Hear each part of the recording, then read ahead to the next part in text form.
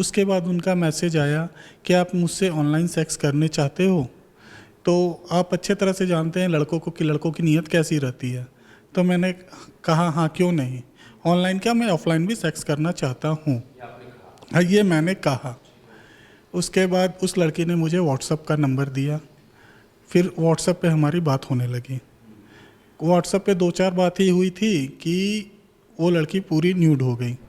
नहीं सो क्या गया, उसके बाद उस लड़की ने रात में ही मुझे कहा 12 बजे के बाद कि मुझे वो वीडियो का स्नैपशॉट उसने मुझे भेजा और वो मुझे कहने लगी कि तुम मेरे अकाउंट में 1 लाख रुपया डालो अभी के अभी, नहीं तो मैं ये वीडियो FB इंस्टाग्राम तुम्हारे अंकल आंटी तुम्हारे कजन सबको शेयर कर दूँगा। अगर मैं बताऊँ, अगर उस लड़की का फ़ोन नंबर अगर मैं अभी आपको बता दूँ, तो अगर आप उस पर हाय हेलो का मैसेज भेजते हैं तो उधर से तुरंत का तुरंत रिप्लाई आएगा। नमस्कार, एक लड़की आपको सोशल मीडिया पर फेसबुक पर रिक्वेस्ट भेजती है।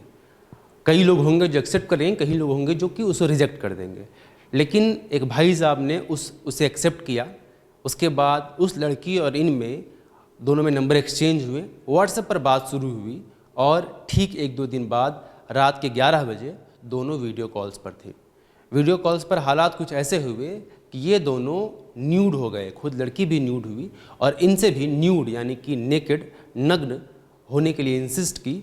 और इसके बाद लगभग आधे घंटे तक यह वीडियो कॉल चला, लेकिन जैसे ही वीडियो कॉल ख़त्म हुआ कुछ देर बाद वीडियो कॉल की रिकॉर्डिंग उस लड़की की तरफ से इस भाई साहब को भेजी गई और ब्लैकमेल किया जाने लगा कि अब इस वीडियो को मैं आपके परिवार वालों तक, आपके घर वालों तक भेजूंगी अगर आपने मेरे अकाउंट में 1 लाख रुपए ट्रांसफ़र नहीं किए। ये घटना सच्ची है, ये वाकया सच्चा है। और इस घटने के जो दूसरी तरफ, एक तरफ तो एक लड़की है, दूसरी तरफ जो व्यक्ति है, जो भाई साहब हैं, वो हमारे साथ हैं। तो इन्हीं समझते हैं पूरा वाकया क्या है, पूरा मामला क्या है और क्या कुछ हुआ और किस तरह से अभी ये परेशान हैं। क्या हुआ, मतलब एक तो इसके पहले कि हम बाकी चीज़ जानें, शुरुआत यहीं से करिए कि पहली बार उस लड़की से मुलाकात या बातचीत जो भी हुआ, शुरुआत कहाँ से हुई, कैसे हुआ? सर ऐसा है कि 4-5 दिन पहले मुझे इस लड़की की फ्रेंड रिक्वेस्ट आई। आज से 4-5 दिन पहले? आज से 4-5 दिन पहले मैंने उसे एक्सेप्ट कर लिया। ठीक है, रिक्वेस्ट फेसबुक पर आया? ये रिक्वेस्ट मेरे FB अकाउंट पे आई, मैंने उसे एक्सेप्ट कर लिया। कल की बात है, कल दिनांक 21 मार्च 2021 की बात है। रात के तकरीबन 10:30-11 बजे मैंने FB खोला। मैंने उस लड़की से पूछा, पहले हाय का मैसेज डाला। ये रात में कि दिन में? रात में ही। कल रात में? हाँ कल रात में। हेलो हु आर यू, तो उसका रिप्लाई आया हेलो बेबी, बोलो ना बेबी, इस टाइप से रिएक्ट करने लगी। उसके बाद उनका मैसेज आया कि आप मुझसे ऑनलाइन सेक्स करने चाहते हो, तो आप अच्छे तरह से जानते हैं लड़कों को कि लड़कों की नीयत कैसी रहती है। तो मैंने कहा हाँ क्यों नहीं, ऑनलाइन क्या मैं ऑफलाइन भी सेक्स करना चाहता हूँ। हाँ ये मैंने कहा। उसके बाद उस लड़की ने मुझे व्हाट्सएप का नंबर दिया, फिर व्हाट्सएप पे हमारी बात होने लगी। व्हाट्सएप पे 2-4 बात ही हुई थी कि वो लड़की पूरी न्यूड हो गई। ये वीडियो कॉल पे बातचीत होने हाँ, लगी, यानी कि फेसबुक पर आपको रिक्वेस्ट आया, आप बातचीत करना शुरू किए। इसके बाद व्हाट्सएप का नंबर मिला, आप दोनों व्हाट्सएप पर वीडियो कॉल पे बातचीत कर रहे थे। इतने में वो लड़की पूरी न्यूड हो गई और उसने मुझे भी पूरी तरह न्यूड करवा दिया, इंसिस्ट किया पूरी तरह न्यूड होने के लिए, उसने मुझे पूरी तरह न्यूड करवा दिया। उसके बाद उसने मेरा पूरा वीडियो रिकॉर्ड शूट आउट कर लिया। ये आपको जानकारी नहीं थी? ये मेरे को जानकारी नहीं थी। अब वो मुझे धमकी दे रही है। कितनी देर की बातचीत हुई? तकरीबन 10 से 15 मिनट। 10 से 15 मिनट के वीडियो कॉलिंग? हाँ वीडियो कॉल में हम और वो थी।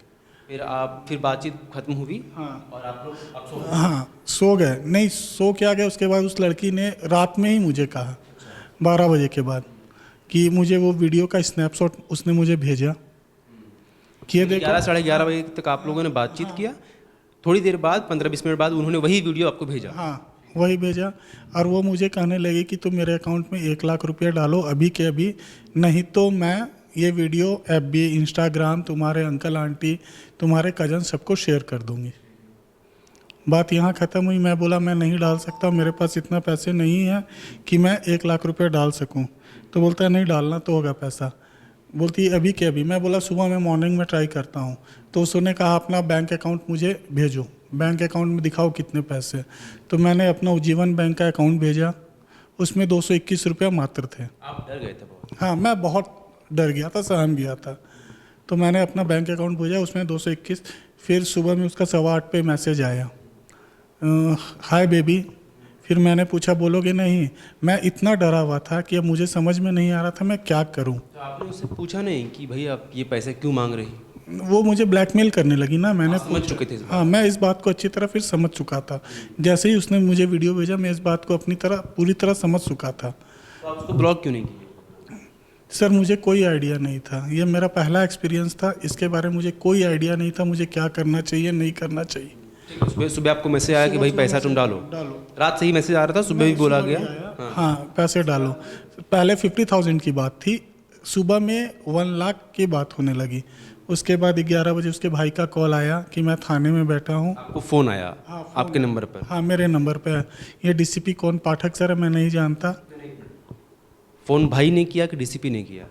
डीसीपी ने फ़ोन किया। एक बात स्पष्ट कर दें कि डीसीपी पाठक जो ये बता रहे हैं, दरअसल इनको भी जानकारी नहीं है कि वाकई कोई डीसीपी है या नहीं, लेकिन उन्होंने खुद को एक डीसीपी पाठक के तौर पे इंट्रोड्यूस किया और कहा कि मैं डीसीपी पाठक बोल रहा हूँ और आपको फ़ोन किया। यही है? हाँ, तो उसके बाद वो कहने लगे कि आप कंप्रोमाइज़ कर लो, मैं भी आपकी लाइव लोकेशन बताऊँ आप कहाँ पे हो नहीं हो। डीसीपी ने आपको कॉम्प्रोमाइज़ करने के लिए कहा? तो आपने पूछा कि सर क्या एफआईआर हुआ है या नहीं, केस? तो बोलता है कि नहीं तो एफआईआर हो जाएगी। तो सर मैं इतना डर चुका था तो मुझे समझ में नहीं। मैं बोला सर काइंडली एफआईआर मत करो, मैं 10,000 रुपये ट्रांसफ़र कर देता हूँ। तो डीसीपी ने कहा कि 10,000 मैं ट्रांसफ़र कर देता हूँ तुम्हारे अकाउंट में। 1,35,000 लड़की मेट्रो, रांची में कोई मेट्रो हॉस्पिटल है, मुझे आइडिया नहीं है। बोलते लड़की रात से वहाँ भर्ती है।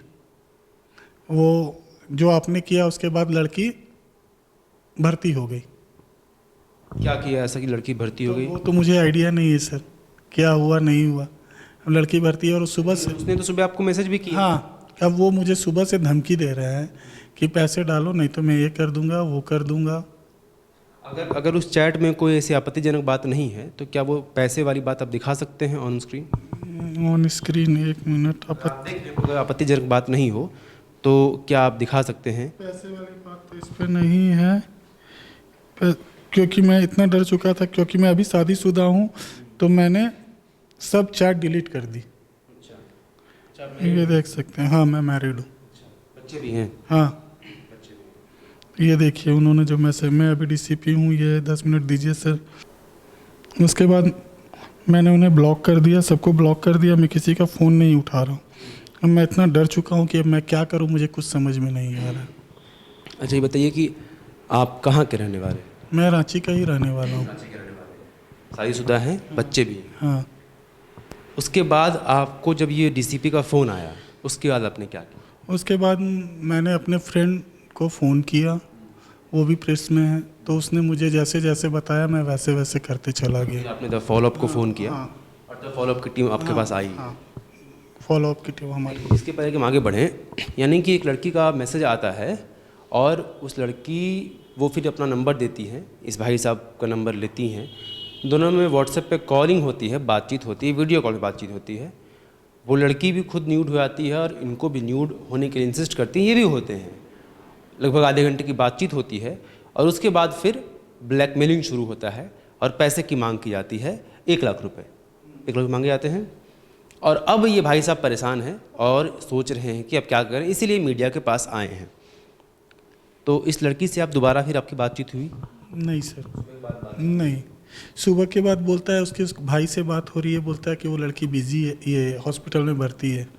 तो अगर वो हॉस्पिटल में भर्ती है तो उस लड़की ने, क्या मामला, क्या आपको क्या लग रहा है? लड़की ने फिर मुझे ये सुबह मैसेज कहाँ से किया? उसके भाई के हिसाब से सुबह जो 8:15 बजे मैसेज आया है, बोलो ना बेबी, तो उसका भाई तो बोलो ना बेबी करके मैसेज नहीं करेगा। ये पूरी तरह से मैं ठगी का शिकार हुआ हूँ। अभी तक मैंने 1 रुपये भी नहीं डाले हैं उसके खाते में। अगर मैं आज कुछ पैसे डाल देता हूँ तो कल फिर और डिमांड बढ़ेगी, फिर परसों और बढ़ेगी। तो इसका क्या वो धमकी किस बात पे दे रही है? जैसे ये वीडियो मैं यूट्यूब पे, एफबी पे, इंस्टाग्राम पे, लाइक यूट्यूब पे सभी जगह अपलोड कर दूँगी। लेकिन इस वीडियो में तो उनका ही वीडियो होगा। हाँ, लेकिन वो राजी है? हाँ, हाँ। और किसी को भेजने की धमकी? हाँ, वो मेरे चाचा चाची, मेरे कज़न ब्रदर, तो आपके परिवार वालों को भेज देंगे वीडियो? हाँ, ये धमकी दे रही है। ऑलरेडी मैरिड हो, ये जानती है क्या? आई थिंक जानती हो कि मेरे एफबी पे डाला हुआ है मैरिड। मैरिड हो या ना हो, उसके बावजूद अगर परिवार को इस तरह के वीडियो मिले तो हम में से कोई नहीं चाहे कि इस तरह के वीडियो हमारे परिवार वाले देखें। हमें से हर किसी का अपना पर्सनल लाइफ होता है, वो सही या गलत बात का तर्क है, लेकिन फ़िलहाल वो इस तरह की धमकियाँ दे रही हैं और वो कह रही है कि हम ये वीडियो भेज देंगे, इसीलिए मुझे 1 लाख रुपये भेजो मेरे अकाउंट में। तो उसने क्या अकाउंट नंबर दिया अपना? नहीं, अभी तक नहीं दिया है। कल रात अगर में आप एग्री करें तो शायद वो दिए। हाँ, तो उसके बाद डीसीपी का साहब का फ़ोन जो आया था, मैं आपको दिखा सकता हूँ। मैंने फ़ोन रिकॉर्ड नहीं किया। ये देखिए, लास्ट कॉल मुझे 12:46 पे आया था। डीसीपी खुद को बता रहे हैं, कुलदीप सिंह मिलिट्री बैंक ऐसा लिखा लिखा हुआ है, ट्रू कॉलर में नाम दिखा रहा है। और ये जो नंबर है इसे मैंने ब्लॉक किया, तो इस नंबर से उन्होंने मुझे फ़ोन किया। एक नंबर आपने लड़की का ब्लॉक भी किया? एक लड़की तो मैंने लड़की का ब्लॉक किया, व्हाट्सएप पे भी ब्लॉक कर दिया? व्हाट्सएप पे भी ब्लॉक कर दिया, फेसबुक पे भी उसे ब्लॉक कर दिया। उसके बाद दूसरे नंबर डीसीपी के साहब के नंबर से फ़ोन आया, मैंने उनको भी ब्लॉक कर दिया। फिर किसी तीसरे नंबर से आया, कुलदीप सिंह। आप क्या चाह रहे हैं? क्या आप पुलिस के पास जाना चाहते मैं पुलिस के पास जाना चाह रहा हूँ, मैं इससे निजात चाहता हूँ। और ये है कि ये चीज़ मेरे घर परिवार वालों किसी को पता ना चले। या छुपाना चाह रहे हैं? ये मैं हम तो आपका आइडेंटिटी छुपा ही लेंगे, लेकिन ये एक आप पुलिस के पास जाना चाह रहे हैं और आपको लग रहा है कि वहाँ से आपको ये हेल्प। अगर पुलिस के पास जाने से हेल्प मिले तो मैं ज़रूर जाऊँ। ये डॉक्यूमेंट उसी से हाँ, उसी से संबंधित है, एफआईआर है, ये देख सकते हैं आप। आप लिख कर रखे हैं? हाँ, और उसके साथ उन्होंने कहा 3 कॉपी लगाना है, तो मैंने ये कौन थाना में थे आप? सुखदेव नगर थाना, तो आप जा चुके हैं थाने? थाने में जा चुका हूँ। थाने में ये अगर आप कॉपी चाहे तो रख सकते हैं, ये मैंने राइट डाउन किया है। ठीक है, तो भाई साहब परेशान हैं और यही कहना है कि एक लड़की जिसने पहले इनसे बातचीत की और उसके बाद फिर न्यूड वीडियो कॉल किया और अब उसी के आधार पर आपको धमकी दे रही है और अब आप पुलिस के पास जाना चाहते हैं ताकि इससे आपको निजात मिले। यही बात है? अगर मैं बताऊं, अगर उस लड़की का भी फ़ोन नंबर अगर मैं अभी आपको बता दूं, तो अगर आप उस पर हाय हेलो का मैसेज भेजते हैं तो उधर से तुरंत का तुरंत रिप्लाई आएगा। आपको ये शक है कि ये लड़की इसी तरह से करती हैं करती है। और बाकी लोगों को भी इसी तरह से बातचीत करके फिर ब्लैकमेल करने का काम करती ये है? है, ये चीज़ है। लग नहीं रहा है, 110% मैं डैम श्योर हूँ। सर, अभी आप अपने नंबर पे इस लड़की का नंबर लीजिए, आप मैसेज भेज के देख सकते हैं कि कितनी जल्दी रिप्लाई आता है। और शायद कुछ और भी लोग उनके साथ हैं? नहीं, अभी मेरे कलीग थे जो मैं यहाँ पे बैठा हुआ था। उस लड़की के साथ कुछ और भी लोग हैं शायद जो आपको फ़ोन करते हैं, जो खुद को डीएसपी बता रहे हैं, कुछ इस तरह का ठगी कर। हाँ, अभी जस्ट मैंने अपने कलीग से एक मैसेज करवाया इस नंबर पे, हेलो, तो उधर से हेलो का मैसेज तुरंत रिप्लाई आया व्हाट्सएप पे विद इन 5 मिनट्स। देखिए, ठगी अगर हम कहें कि बहुत तरह तरीके से लोग इस तरह के काम कर रहे हैं। जामताड़ा मूवी आपने देखी होगी और किस तरह से लोग साइबर क्राइम में लगे हैं, लेकिन अब और नए तरीके ईजाद हो रहे हैं और लोगों को फंसाया जा रहा है सेक्स के नाम पर। सेक्स के नाम पर आपको टेम्प्ट किया जाता है, आपसे वीडियो कॉल पे एक लड़की बात भी करती है, न्यूड होती है, आपको भी न्यूड होने को मजबूर या इंसिस्ट करती है और फिर जैसे ही वो वीडियो कॉलिंग ख़त्म होता है, आपको पूरा कॉल रिकॉर्ड किया था, आपको जानकारी नहीं होती है और फिर आपको ब्लैकमेलिंग के धमकी मैसेजेस फ़ोन कॉल्स आने शुरू होते हैं। एक आदमी धमकी देता है, दूसरा आदमी खुद को पुलिस वाला बताकर आपको कॉम्प्रोमाइज़ करने के लिए कहता है और कहता है कि आप अपने अकाउंट से इतने रुपए यहाँ ट्रांसफ़र कर दो। इस तरह की घटनाएं हो रही हैं। भाई साहब बहुत परेशान हैं, तो अब ये FIR करने जा रहे हैं और हम उम्मीद करते हैं कि अब दोनों पक्षों की बात सुनकर जिस लड़की के बारे में बातचीत की है उसको बुलाया जाए, देखा जाए और जिस तरह कार्रवाई हो पुलिस करती है, लेकिन वो तो पुलिस के जिम्मे है। हमारे आपके जिम्मे ये है कि हम और आप सोशल मीडिया पर सतर्क रहें ताकि इस तरह की घटनाओं से हम बच सकें और आगे कभी हम, अगर ये सही कह रहे हैं भाई साहब, तो हम इस तरह की चीज़ों का शिकार नहीं हो, क्योंकि जिस तरह का दौर चल रहा है सोशल मीडिया में, हम कई बार कुछ ऐसी गलतियां कर जाते हैं जिसका खामियाजा हमें बहुत दिन तक भुगतना पड़ता है। सतर्क रहें। कहना चाहूँगा, अगर मैं गलत होता तो मैं पुलिस के पास क्यों जाता? हम नहीं कह रहे गलत। कोई भी इंसान, कोई भी लड़का ये नहीं चाहता है कि पुलिस के पास जाए। पुलिस के पास कौन जाता है? लड़कियां जाती है। कहने का बिल्कुल मकसद नहीं था कि आप आपका कहने का मकसद नहीं था, मैं वही कह रहा हूँ। मैं बस ये कहना चाह रहा हूँ कि जो दूसरा पक्ष है वो भी सुना जाना बाकी है। बहरहाल इनकी बात हमने सुनी और यही आपसे गुजारिश करेंगे कि आप भी सतर्क रहें, सोशल मीडिया पर थोड़ी एहतियात बरत के रहें, ताकि इन भाई साहब की ऐसी सिचुएशन आपको नहीं झेलनी पड़े, क्योंकि आप बहुत परेशान हैं। बाकी लोगों को इससे बचने की ज़रूरत है। आप देख रहे हैं द फॉलो अप, अपने सहयोगी सूरत के साथ में विवेक। नमस्कार। TheFollowUp.in. Like, share, and subscribe. www.thefollowup.in